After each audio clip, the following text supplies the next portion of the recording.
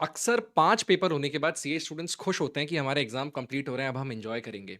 But IDT का paper usually एक ऐसा पेपर जिसमें बच्चों ने 60 प्लस प्लान कर रखा होता है, थोड़ा लाइट लेते हैं सब्जेक्ट को। इस पेपर में आईसीए ने थोड़ा-सा स्टूडेंट्स को डरा दिया है क्योंकि आज का पेपर बच्चों का अच्छा तो नहीं गया डेफिनिटली।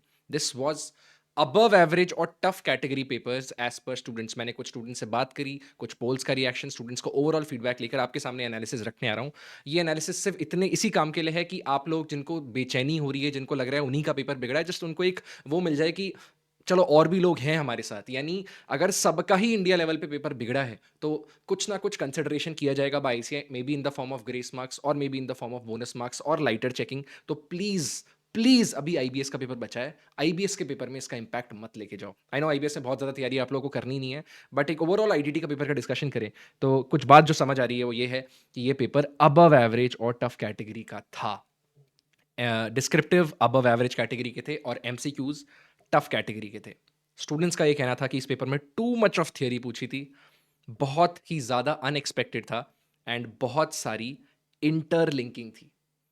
उसके अलावा जो पहला क्वेश्चन आईटीसी का था या आईटीसी रिलेटेड जितने भी क्वेश्चंस थे पेपर में, वो बच्चे बिल्कुल भी सॉल्व नहीं कर पा रहे थे। बहुत ज़्यादा डिस्कशन हो रहा है कि आईटीसी आईटीसी आईटीसी पता नहीं क्या था, कैसा था।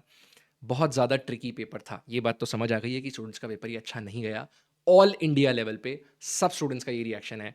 आईडीटी के पेपर में यूजुअली आईसीएआई ने बहुत कम बार ऐसा हुआ है कि बहुत ही आउट ऑफ बॉक्स जाकर पेपर बनाया है। So we can also say that this was one of the toughest papers in the history of ICAI as per what students are saying. अब स्टूडेंट्स, मैं समझ सकता हूँ आईडीटी का पेपर आपका बिगड़ चुका है, आपके 5 पेपर हो चुके हैं। जिनका सिर्फ ग्रुप 2 था उनको और ज़्यादा पैनिक आ रहा होगा क्योंकि डायरेक्ट टैक्स का पेपर भी काफ़ी हद तक बच्चों का थोड़ा बहुत अच्छा नहीं गया था। अबव एवरेज, एवरेज कैटेगरी का तो वो भी था और ये तो अबव एवरेज टफ कैटेगरी का था। यानी अभी चांस है कि इस बार हमारा आईबीएस का पेपर जो है वो थोड़ा-सा लाइट आ जाए। आईबीएस का पेपर पिछले कुछ अटेम्प्ट से एकदम लगातार डिफिकल्ट आ रहा है, बट चांस है कि इस अटेम्प्ट में शायद थोड़ा लाइट आ जाए। एक छोटी-सी 5 मिनट की स्ट्रैटेजी शेयर करता हूँ आईबीएस की आप सबों के साथ। मैं समझ सकता हूँ आईडीटी के पेपर के साथ आज उभरने में थोड़ी-सी तकलीफ होगी। Take your day, take some rest. कल से वापस थोड़ा-सा 2 दिन और लगाओ और आईबीएस में लग जाओ। आईबीएस को हल्के में मत लेना। ये 2 दिन में हम सोचते हैं हम क्या ही करेंगे, छोड़ो ना यार, आईबीएस में तो अनएक्सपेक्टेड पेपर है, देख लेंगे, वैसे ही बुक सामने खड़ी होगी। इस ओवर कॉन्फिडेंस में मत जाना। 90% students waste time in their 1.5 day और 2.5 day leave before IBS. Don't make that mistake. Make those 1.5 days, 2 days count. अभी आपको 2.5 डेज़ मिल चुके हैं, तो आप आईबीएस की एक छोटी-सी स्ट्रैटेजी सुन के जाओ सब। आईबीएस के लिए सिर्फ कुछ मेन पॉइंटर्स कि पेपर का जो टाइम होगा वो 2 से 6 का होगा, यानी 4 घंटे का पेपर है हमारा आईबीएस का। उसके अलावा जो पेपर पैटर्न है वो कुछ इस प्रकार से है कि 5 case studies are asked, 25 marks each, which means total 125 marks का पेपर होगा। इन 5 केस स्टडी में आपको सिर्फ 4 केस स्टडीज अटेम्प्ट करनी है and unlike all other papers question number 1 mandatory नहीं है। यानी 5 में से कोई भी 4 केस स्टडीज आप कर सकते हो। केस स्टडी 1 करनी मैंडेटरी नहीं है। हर केस स्टडी में 10 मार्क्स के एमसीक्यू होंगे और 15 मार्क्स का डिस्क्रिप्टिव होगा। यानी टोटल 40 मार्क्स का ओएमआर फिल करना है आपको एमसीक्यूज में और 60 मार्क्स का डिस्क्रिप्टिव है। ये एक ट्रेंड एनालिसिस है आईबीएस का, जो आपको मेरे टेलीग्राम चैनल पे मिल जाएगा। वो आप जरूर देख लेना अपने रेफरेंस के लिए। अब क्या है ना, ट्रेंड एनालिसिस पे आप लोगों को बहुत ज़्यादा भरोसा करना नहीं है, ना ही कोई इंपॉर्टेंट क्वेश्चन लिस्टों पे जाना है, क्योंकि आईसीए एकदम अनप्रिडिक्टेबल इस मामले में। तो हम कोई प्रिडिक्टेबिलिटी वाला काम नहीं करते। हम जो हमारे हाथ में वो कर लेते हैं। सबसे पहले हम क्या करेंगे, डिटेल्ड इंडेक्स मैपिंग करेंगे और रीडिंग करेंगे। हम इंडेक्स की रीडिंग करेंगे, मल्टीपल रीडिंग। फैकल्टी की नोट्स जो होंगे आपकी, उसकी इंडेक्सिंग प्रॉपर कर लेना और उसके साथ आईसीए मॉड्यूल की, भले ही आप फैकल्टी की बुक रेफर करिए, आपने जीवन में आईसीए की मॉड्यूल नहीं खोली है, बट फिर भी आईसीए की मॉड्यूल खोलना और उसकी इंडेक्सिंग भी पूरी पूरी चेक कर लेना।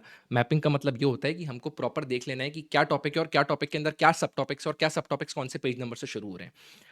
कुछ भी एक्स्ट्रा नहीं पढ़ना। एफआर, एएफएम, ऑडिट, डीटी और आईडीटी के लिए जो आप अभी तक ऑलरेडी करके आए हो ग्रुप 1 और ग्रुप 2 के लिए। अगर आप सिर्फ ग्रुप 2 के स्टूडेंट थे, डीटी आईडीटी वाले, तो एफआर, एएफएम, ऑडिट के इंडेक्सेस बहुत अच्छे से पढ़ लेना। और जो चीज़ हमको लॉ और एससीएमपी के लिए करना है, वही चीज़ आप लोगों को एफआर, एएफएम और ऑडिट के लिए करनी पड़ेगी। लॉ एंड एससीएमपी के लिए क्या करना है आपको, आज कल परसों में मैराथन और रिवीजन लेक्चर्स देखने हैं। किसी भी फैकल्टी का आप यूट्यूब पे देख सकते हैं। Best time to use YouTube is watching this for this. And ICAI module के क्वेश्चंस कर लेना, बिकॉज एकमात्र क्वेश्चंस जो रिपीट हो रहे हैं आईबीएस सब्जेक्ट में वो है टीवाई केज ऑफ आईसीआई मॉड्यूल। प्लान करो, कल एक मॉक टेस्ट लिख दो ताकि 4 घंटे का एक एक्सपीरियंस हो जाए। बिकॉज मैं पहले ही बता देता हूँ, 4 घंटे का पेपर है और 4 घंटे का पेपर है जिसमें 90% लोगों का पेपर छूटता है। लोग 80 नंबर का ही पेपर अटेम्प्ट कर पाते हैं। हमको एटलीस्ट ट्राई करना है 100% पेपर अटेम्प्ट हो, इसलिए थोड़ी सी मॉक तैयारी हो जाएगी अगर हम एक मॉक टेस्ट लिख देंगे। Avoid ICI case study digest. ऐसे की केस स्टडी चाहिए जिसमें थोड़े क्वेश्चंस का लेवल ईजी दिखा मुझे, तो आप वो अवॉइड कर सकते हो। आपको अगर प्रैक्टिस करनी तो आप MTP 1 MTP 2 कर लेना जनवरी 26 एग्जाम की। No need to memorise anything, just आपको ओवरव्यू लेना है कि जैसे ही कुछ आए तो क्लिक हो जाए, अच्छा ये मैंने पढ़ा था, ये इस पेज पे था, तो आप उधर जाके रेफर कर सको। Carry all possible material to your exam, चाहे वो ICS स्टडी मॉड्यूल हो, चाहे वो फैकल्टी की बुक्स हो, आपने कभी जीवन में नहीं खोली होंगी तो भी सब कुछ लेके जाना। आपको किसी दोस्त की मदद चाहिए हो, पेरेंट्स की मदद चाहिए हो, वो लेकर लेना। जितनी बैग्स लेके जाना जाना, बट अपन को सारी चीज़ें लेके जानी एग्जाम हॉल में। हाउ टू अटेम्प्ट, अब अटेम्प्ट कैसे करना है उसकी बहुत सिंपल स्ट्रैटेजी कि हम लोग को जैसे ही हम पेपर खोले बहुत बड़ा पेज मिलेगा आपको, मिलेंगे 25 30 40 पेज मिलेंगे आपको बड़े सारे, आपका दिमाग खराब हो जाएगा कि भाई कहाँ से शुरू करूँ, कहाँ से खत्म करूँ। आप तो सीधा क्वेश्चन वाले पेज पे आ जाना, और क्वेश्चन में आपको देखना है कि कौन सी केस स्टडी में ज़्यादा थियोरी बेस्ड टॉपिक्स पूछे हैं, या फिर ऐसे टॉपिक्स जिनको आप जानते हो वो पूछें। आपको सबसे पहले वो आइडेंटिफाई करना है। अगर आपको SCMP और आपका लॉ वीक है, तो आप लॉ में जहाँ पे टॉपिक ज़्यादा पूछे हैं, या फिर कॉस्ट में जहाँ पर भी आपको थोड़े SCMP में जो भी आपके थियोरिटिकल टॉपिक ज़्यादा पूछे हैं, आप उन टॉपिक्स को आइडेंटिफाई करना और वो केस स्टडीज पढ़ना शुरू करना। ये आपको लास्ट लाइन से समझ आ जाएगा। और प्रो टिप मैं आपको दे चुका हूँ, आपको कोई इंपॉर्टेंट क्वेश्चन टॉपिक लिस्ट नहीं देखना। वैसे तो ये ट्रेंड एनालिसिस आपको सब मेरे ट्रेंड पे उसमें मिल जाएगा टेलीग्राम चैनल पे, पर इसका कोई फायदा नहीं है क्योंकि इस पेपर में कुछ भी खेल सकता है, इसमें ऐसे कोई स्टैंडर्ड वेटेज नहीं होता। आई नो IDT का पेपर बिगड़ा है, प्लीज ट्राई करो थोड़ा उभरने की। All the very best.